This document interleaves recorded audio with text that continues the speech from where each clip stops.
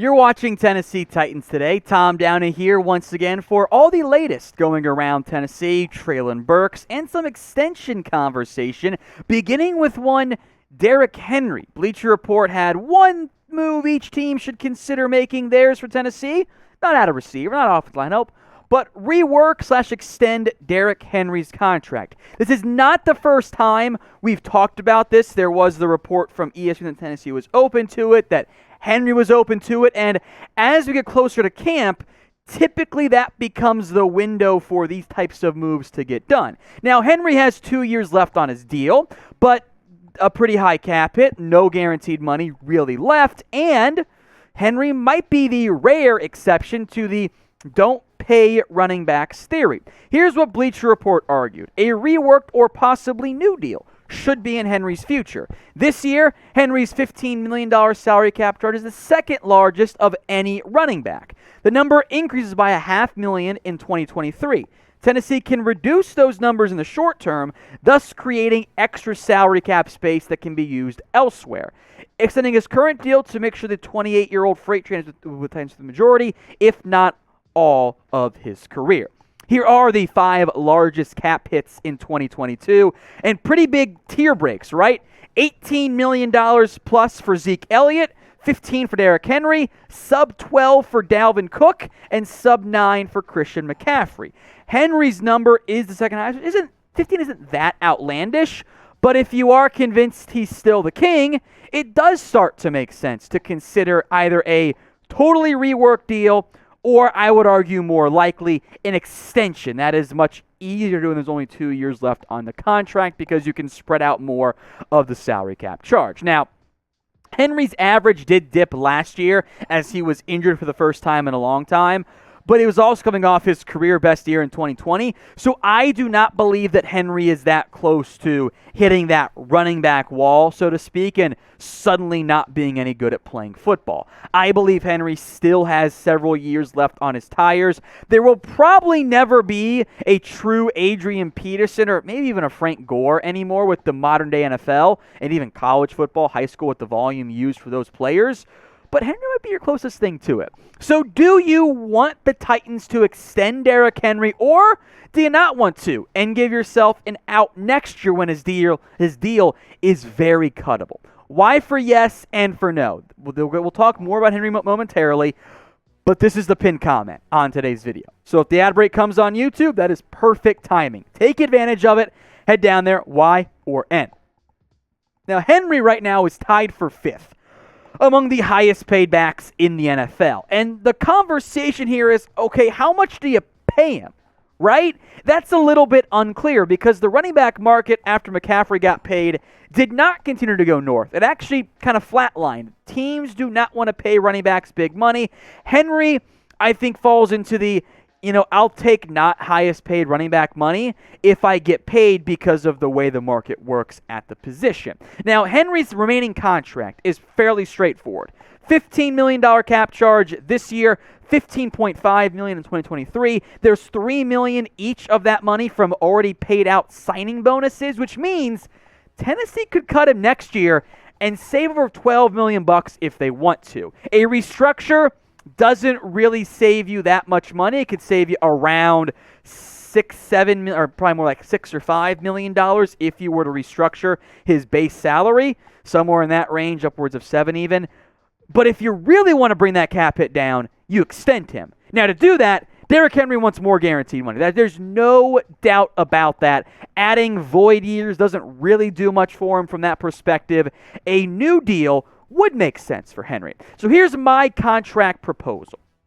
Derrick Henry gets a bit of a pay raise in terms of his average per year to $13 million per year on a new 3-year deal. You tack it on to the remaining 2 years left on his contract. So in terms of the new money, $39 million of that is the figure. There's $39 million, or $39 in new money. The guaranteed money is $30 million, but that $30 million would not really come from the new money. It would come from his remaining base salaries and a little bit into the 3rd year. You make a good amount of it a signing bonus by bringing his base salary down this year to the vet minimum, and you can save $10+ million on his cap hit this year, push some money into the future.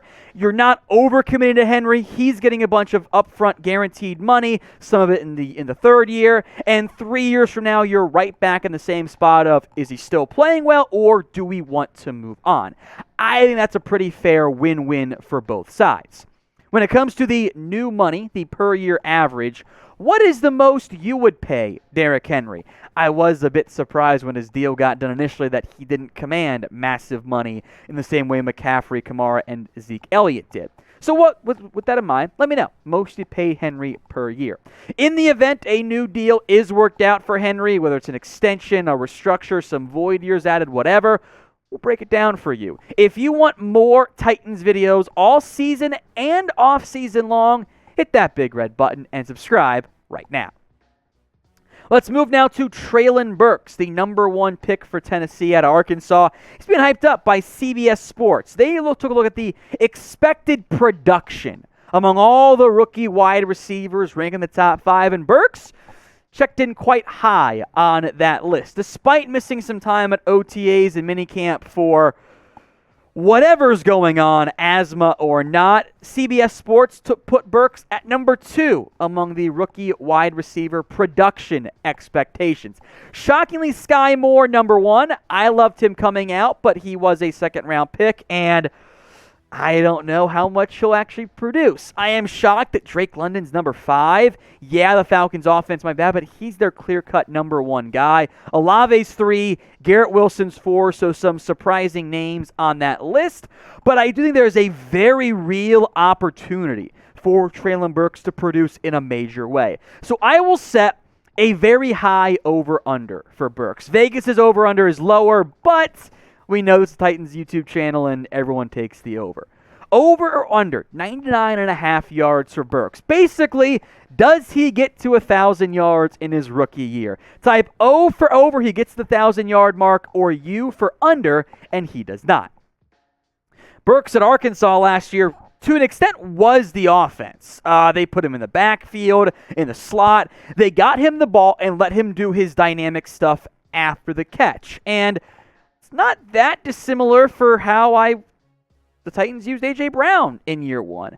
I am curious to see where Burks lines up early on. Is he in the slot? Is he outside? Or is he some mix of both in the end? Robert Woods has been at it as well, but the Titans' top receivers last year, A.J. Brown, Julio Jones, they're both gone. From a potential targets and yards to replace, massive opportunity for Burks. I think he should be in the top 5, if not top 3 and top 2, of the expected production in year 1. Now, if you want this awesome Titans t-shirt combo, good news, it is still available over at chatsports.com/Titans combo. This deal doesn't typically last all that long. All the sizes are still available except 5XL.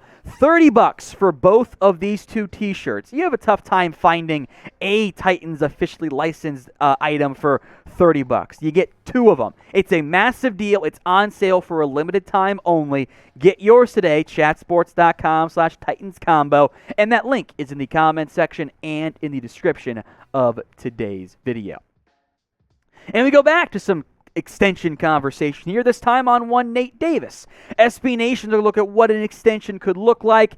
Davis turns 26 in September, and he has emerged as a very quality, although not premier, starting guard. He is good at what he does, but I don't think, and SB Nation agreed, or I guess I agreed with them, that he's going to command top of the money Brandon Scherf type of value at the guard position.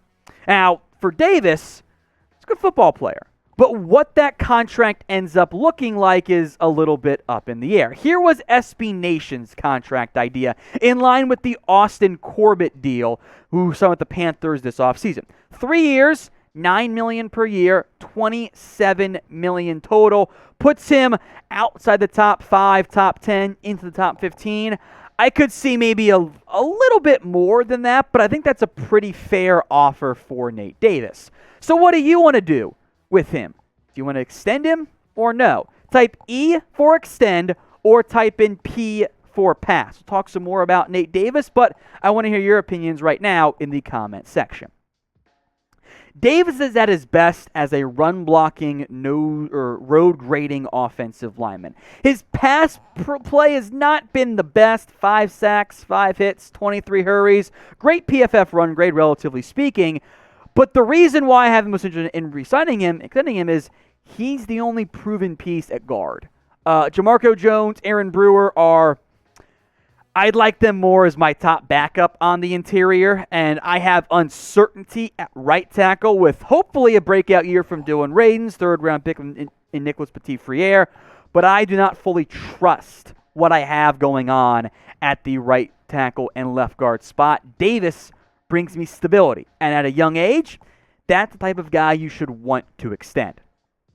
And if you have not already, clearly, you like what we did because we made it to the end of today's video. So if you haven't already hit that big red button, please do. Subscribe for more free Titans videos.